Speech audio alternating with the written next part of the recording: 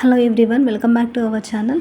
ఈ video current అఫైర్స్కి సంబంధించి పాలిటీలో భాగంగా మే మంత్ 1 to 15 డేస్కి సంబంధించినటువంటి ఇంపార్టెంట్ పాయింట్స్ గురించి చేస్తున్నాను. ఫస్ట్ పాయింట్ వచ్చేసి, దేశంలో మొట్టమొదటి రాజ్యాంగ పార్క్ ఏర్పాటు చేయడం జరిగింది. భారత సైన్యం అండ్ పునీత్ బాలన్ గ్రూప్ సంయుక్తంగా అభివృద్ధి చేసినటువంటి మొట్టమొదటి రాజ్యాంగ పార్కును 2024 ఏప్రిల్ 29న general officer commanding in chief southern command lieutenant general Ajay Kumar Singh పూణేలో ప్రారంభించారు. ప్రారంభోత్సవం అనంతరం లెఫ్టినెంట్ జనరల్ అజయ్ కుమార్ సింగ్ 2047 నాటికి భారతదేశాన్ని అభివృద్ధి పథంలో నడిపించాలంటే ప్రతి పౌరుడు తప్పనిసరిగా రాజ్యాంగంలో పేర్కొన్న విధులను గౌరవించాలన్నారు.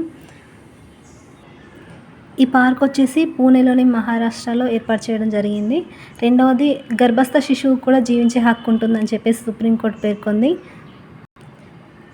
మెడికల్ టర్మినేషన్ యాక్ట్ ఆర్టికల్ 21లో ప్రాథమిక హక్కులో పేర్కొంది. జీవించే హక్కు జపాన్ రాజ్యాంగం నుండి మన దేశం తీసుకోవడం జరిగింది. నెక్స్ట్ పాయింట్ వచ్చేసి, హిందూ వివాహం అంటే 7 అడుగులు నడవాల్సిందే అని చెప్పేసి హైకోర్టు తీర్పిచ్చింది. నెక్స్ట్ పాయింట్ వచ్చేసి, సేవాలోపం పేరుతో లాయర్లపై కేసు వేయలేరని వినియోగదారుల రక్షణ చట్టం 1986 కింద ప్రశ్నించలేమని justice M Trivedi, justice Pankaj మిశ్రాలతో కూడిన ద్విసభ్య ధర్మాసనం పేర్కొంది.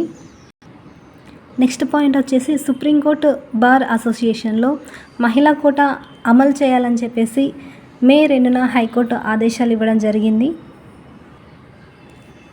బార్ అసోసియేషన్ ఎగ్జిక్యూటివ్ కమిటీలో 1/3 మహిళా రిజర్వేషన్ అమలు చేయాలని పేర్కొన్నారు.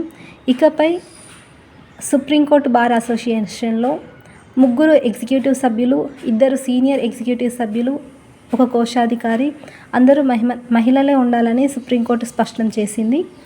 నెక్స్ట్ పాయింట్ వచ్చేసి, ఏపీలో పోలింగ్ శాతం 81.86% ఉందని చెప్పేసి చీఫ్ ఎలక్షన్ ఆఫీసర్ అయినటువంటి ముఖేష్ కుమార్ మీనా గారు పేర్కొన్నారు.